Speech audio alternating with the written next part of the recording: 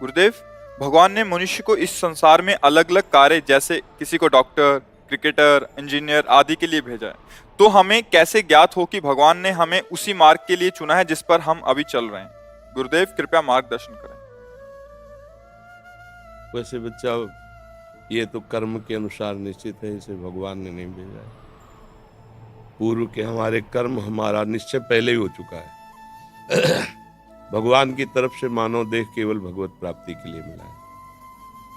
कर्म के अनुसार बहुत पढ़ा लिखा आदमी भी गरीब और बिना किसी व्यापार आदि के भी बहुत निम्न स्थिति में देखा गया, और बहुत ग्रेजुएट पढ़े लिखे, उसने कर्म तो बहुत बढ़िया किया, पढ़ाई एक तरह, लेकिन पूर्व का उसका कर्म बिगड़ा हुआ तो उसको कोई उन्नति का चांस नहीं दे रहा है। और ऐसे भी देखे गए कि कोई ग्रेजुएट नहीं है, ना रूप के हैं, ना रंग के हैं, ना ढंग के हैं, और वीआईपी व्यवस्थाएं हैं, सैकड़ों नौकर चाकर सब, मतलब उसको बेच आवे बाजार में। ऐसे लोग हैं, उनको खाने को नहीं है। वो इतना मंद बुद्धि का होते हुए भी ऐसे ऐश्वर्य का भोग रहा है। इसमें कर्म प्रधानता होती है। मनुष्य को भगवान ने भेजा है केवल भजन करके भगवान की प्राप्ति। ये कर्म साइड है, मुख्य है उद्देश्य भगवत तत्व का ज्ञान हो जाना, भगवत प्राप्ति हो जाना। बस इस बात को संसारिक जन नहीं जानते। जैसे बच्चा, तुम बहुत पढ़ लिख करके आखिरी पढ़ाई जिसे कही जाती हो पढ़ लो, बहुत अच्छे पद पे चले जाओ, बहुत रुपया पैसा कमा लो, खूब भोग लो, पर शरीर तो छूटेगा ना एक दिन। ये पता है ना तुम्हें? शरीर छूटेगा ना। जब छूटेगा तो फिर नया जन्म होगा, फिर तुम्हें नए से पढ़ना पड़ेगा, काका गा गांगा, सारी पढ़ाई बेकार, फिर नए से रुपया कमाना पड़ेगा, फिर नए से सुख सामग्री एकत्रित करनी पड़ेगी, फिर भोगो, फिर मरो, फिर नए से फिर शुरू। ये एक बार नहीं हुआ, करोड़ों बार हो गया है।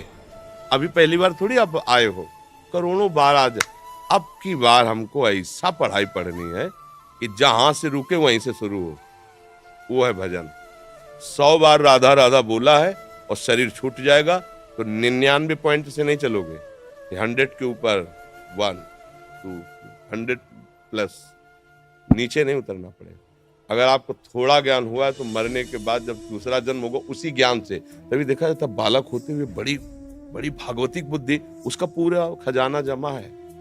बच्चा, जीवन का लाभ है कि राधा राधा बोलो और मन में रखो कि प्रभु मुझे ऐसा ज्ञान दो जिससे मैं आपको प्राप्त कर सकूं, और आपके इस सृष्टि में जो कर्म के अनुसार मुझे सेवा मिले उसे आपकी सेवा मान करके करूं। बस भगवान किसी को सुख या दुख कभी नहीं देते। आप सोचो, यहीं से हम तुम्हें उदाहरण देते हैं। हमारे देश के प्रधानमंत्री का उद्देश्य क्या है? मेरा पूरा भारत सुखी रहे। कोई भी बैठे उस पद पे, हम नाम किसी का संबोधन करके नहीं, उस पद का भाव क्या है? पिता की तरह पूरे देश की प्रजा का हित करना, पालन करना। अब उसी पद से बनाए हुए कानून में फांसी की भी सजा है, 20 साल की सजा वहीं से पास हुआ है, जबकि वहां का मुख्य उद्देश्य है तुम्हें सदैव सुखी रखना, बाहर भीतर कहीं कोई आक्रमण ऐसा ना हो पाए कि तुम्हें दुख पहुंचे।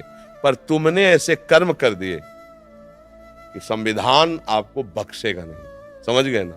ऐसे ही हमारे भगवान कभी किसी को, वो तो नॉर्मल उदाहरण, कहाँ एक प्रकृति के अंश शरीर में फंसा हुआ जीव कोई भी हो, और कहाँ समस्त प्रकृति का ईश्वर परमात्मा, ये कृति है, उसकी रचना है। कोई भी रचना होती तो रचनाकार तो होता ही ना, इसको कहते हैं कृति, प्रकृति, तो इसका रचनाकार ईश्वर। वो इतना दयालु है कि वो किसी को भी कष्ट नहीं दे सकते कभी भी। अब हम ऐसे कर्म कर बैठते हैं कि संविधान लागू हो जाता है। जैसे भारत का कानून संविधान है, आप अभी कुछ गलत कार्य करो तो आपको दंड मिलेगा। अगर आप 18 के नीचे हो तो दूसरा हिसाब है, ऊपर हो तो उसका दूसरा हिसाब किताब है। तो यद्यपि हमारे देश का राजा नहीं चाहता कि आपको कष्ट मिले, पर आपने कर्म ऐसे कर लिए कि अब आपको भोगना पड़ेगा। मतलब वही आपके सपोर्ट में खड़ा है और वही आपके पतन में सिद्धांत की रचना की है। तो कर्म हमारे हमको उन्नति और अवनति कराते हैं, लेकिन उन्नति और अवनति में समान भाव ये भजन दिलाता है, ये कर्म नहीं दिलाता।